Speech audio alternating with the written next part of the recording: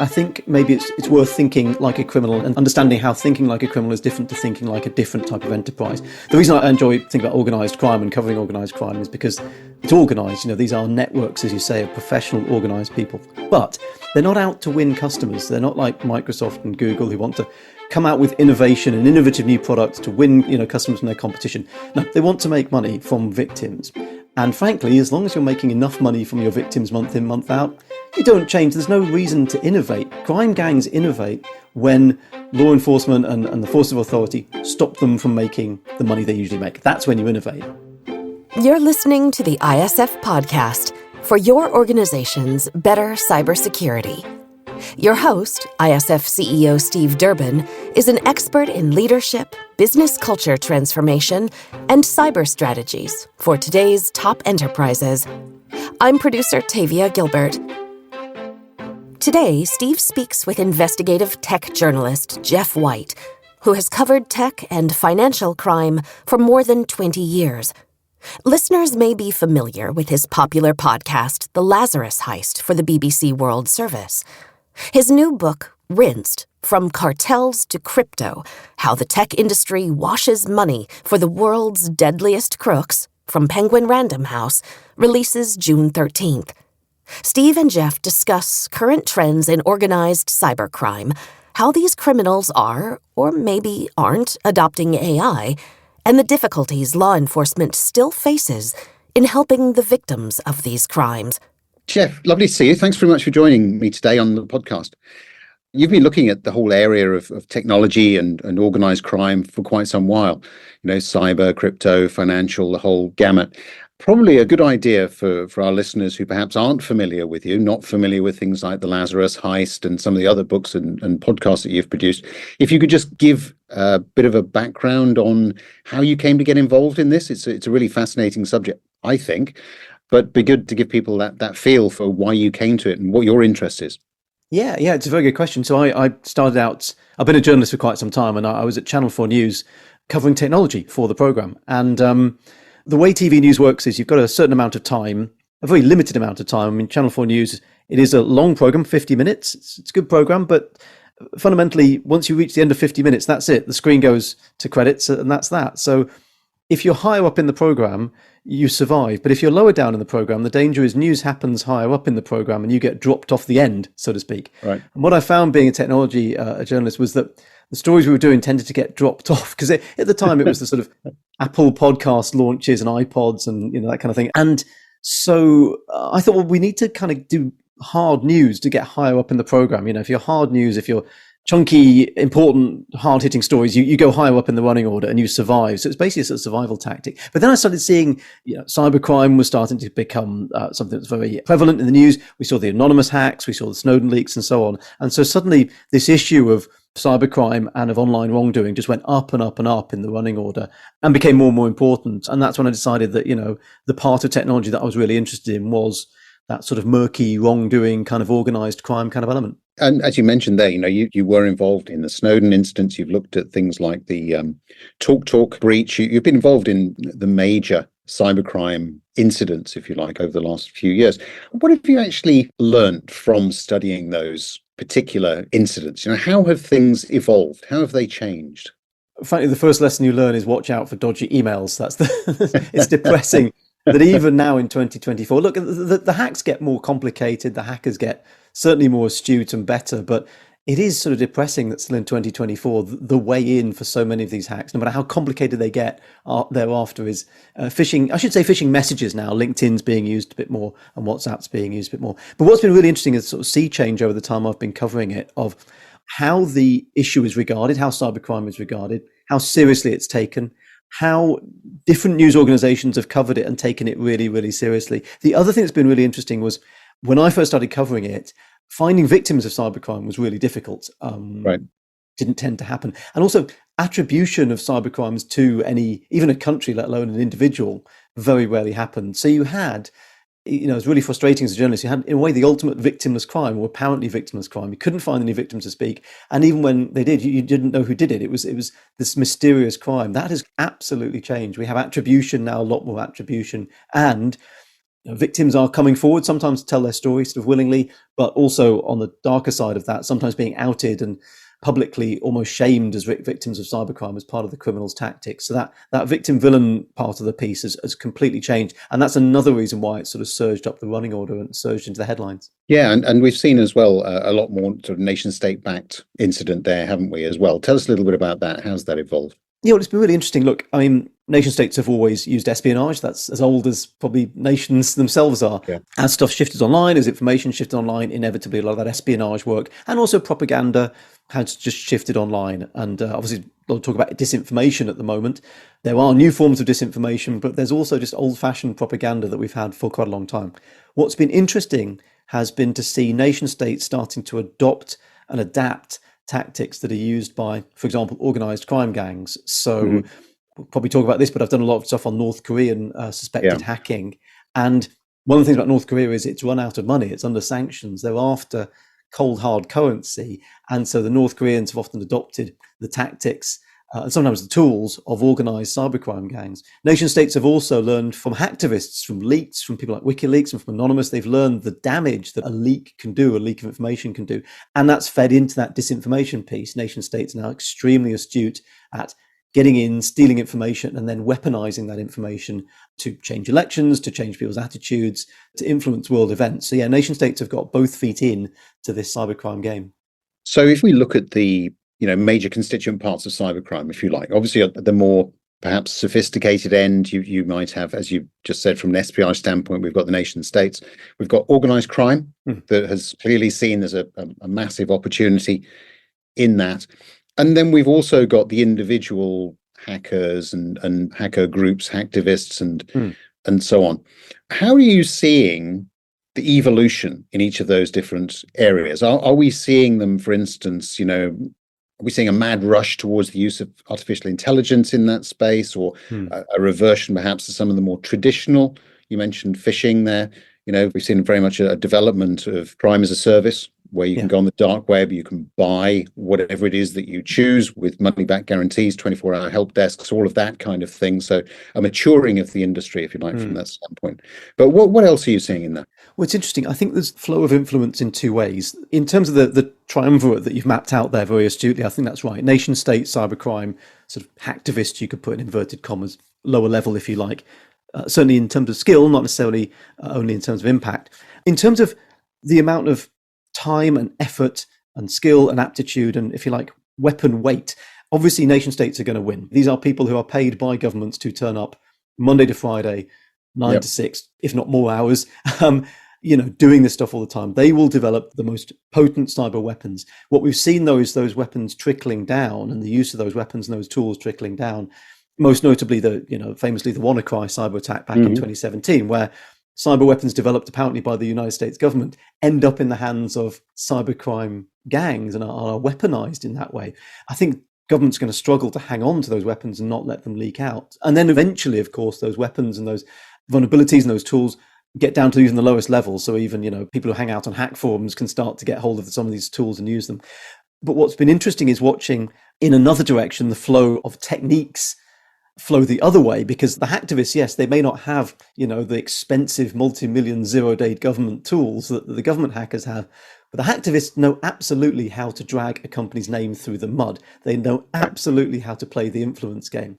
And that knowledge, that information sharing, that ability has flown upwards from the hacktivists up into organized crime gangs and up into government. So you're starting to see, in the case of ransomware gangs, they are weaponizing stolen data to force victims to pay ransoms. You have these leak sites where stolen data is leaked in order to put the stiffeners onto victims of ransomware to get them to pay the ransom. Well, that's a tactic taken out partly from the hacktivist playbook. Embarrass your victim, get them to play ball. So we're seeing techniques and tactics and tools sort of drift downwards from heavier players to lower levels, but we're seeing the tactics kind of spread out from the lower levels back up. It's a really sort of fascinating mix. In terms of AI, would you mention that? And I have to say, Steve, I've fallen totally into your trap of AI coverage. Whenever you do one on AI, I love those. I'm trying to absorb as much as I can, like a lot of people. I will say at the moment that, and I think this is fair enough, I think I've heard a few people say this, that the AI running the momentum, I think, is with the defenders at the moment. Cybersecurity companies have been using AI for a long time, anti-financial crime as well, using AI to spot suspicious patterns, suspicious emails and malware and so on. Yes, it's being used by criminal gangs. We've seen that, but I haven't as yet, as far as I'm aware, seen anything at scale, certainly on the scale of ransomware, where AI is being weaponized in that sort of mass way. Yes, cyber criminals are experimenting with AI, but I don't feel there's a dangerous AI weapon has been unleashed as yet. Maybe that's yet to happen. I don't know. One option is, hey, they're making enough money out of just sending phishing emails and phishing messages. Do you need AI to help out necessarily? So we'll see where things go. Yeah, I know. And when I think about it, that probably is something that does bother me. They're a little bit too quiet for me. And it could be that, as you just say, they're making so much money out of the more traditional stuff. Well, stick to the knitting. There's no need to do anything more complicated. But I do just wonder whether we aren't suddenly going to be hit one day because, they have R&D labs, as you know, and I can't help but think that there are a bunch of very intelligent people somewhere who are using the same kinds of tools as the good guys.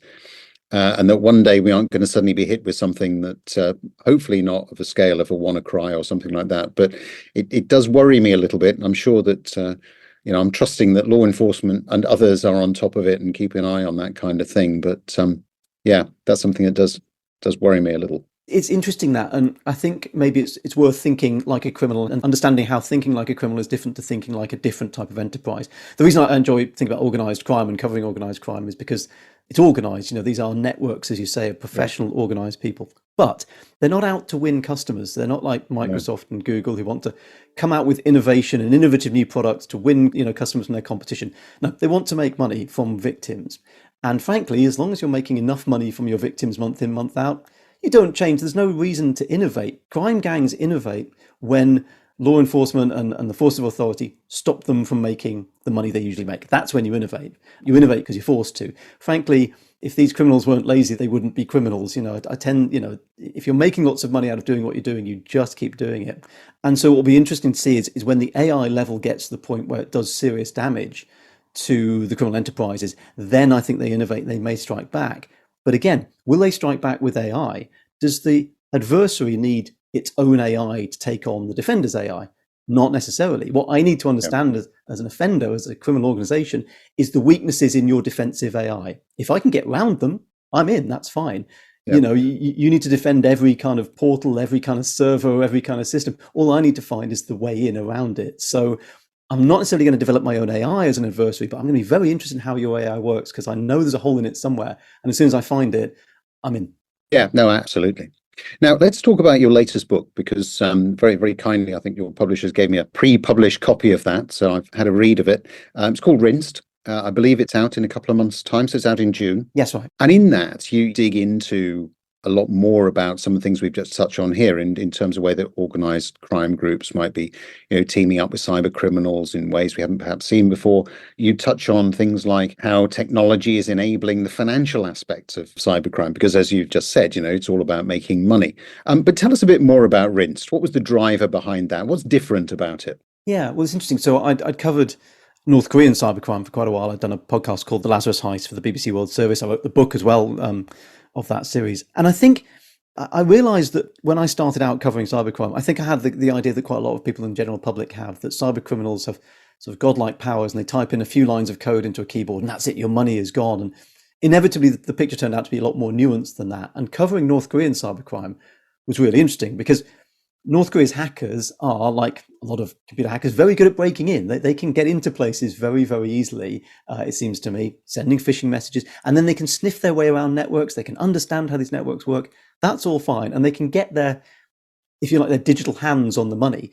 But then there's a question of, well, what do you do with it next? Right. Do you send it to Kim Jong-un's bank account? Well, no, obviously not. You don't. So what you need is places and ways to put that money, to extricate it, to hide it, disguise it.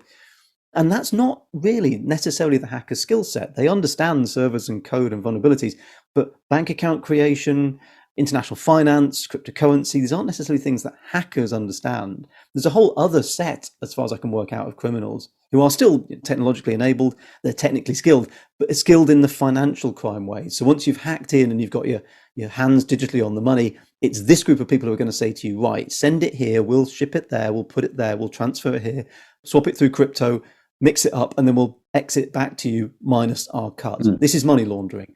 And technology is now playing a huge role in money laundering, of course, because money's become digitized. As money becomes digitized, you need technologically savvy people to help you launder that money. And obviously, those people have served cyber criminals for a long time. What's interesting now is traditional crime gangs, you're talking about street level drug dealers, prostitution rings, are realizing that they can put their cash money into digital form, into perhaps crypto form, and use this same network of money launderers to help them escape with the money. That's been the big trend, is more and more crime gangs of all stripes using these technologically savvy money launderers.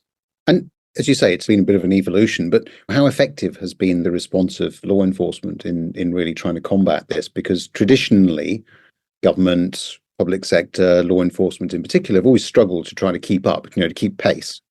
That's certainly true. It is still true. However, I think there was a time when, frankly, explaining Bitcoin to sort of rank and file police officers was a struggle. I think those days are gone. I think most police officers have realized that cryptocurrency, particularly as these street level gangs and as more and more criminals have got into it, there's been this realization that things like cryptocurrency is something that law enforcement needs to be on top of. There are increasing amounts of tools that you can use to sort of trace these transactions, because as a lot of people know, cryptocurrency is unique in a way in that the exchanges of cryptocurrency between individuals is all publicly recorded on blockchains, on public ledgers. The names of the individuals, not necessarily, but their wallet IDs, if you like, their bank accounts in inverted commas. So that's all traceable. So there's tremendous potential for law enforcement to be able to track this stuff down and stay ahead of the game. The problem is volume. If you're a police force and you have many, many, many victims losing money here, there, and everywhere in the form of cryptocurrency, how many of those cases are you going to trace down? How much resource do you have? And for the victim who lost £500, is that worth doing when you've got a local business who's maybe lost £1.5 million?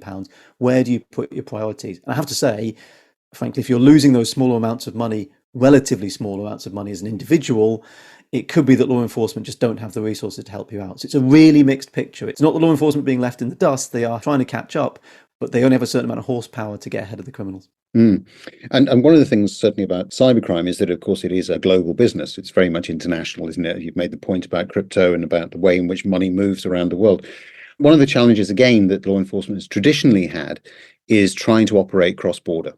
I remember talking to some law enforcement agencies not that long ago who were still expressing, frustration at the fact that they could pinpoint where some of this activity was taking place, but for a variety of reasons were unable to do anything about it. And the host nation, if I could put it that way, were not being particularly helpful.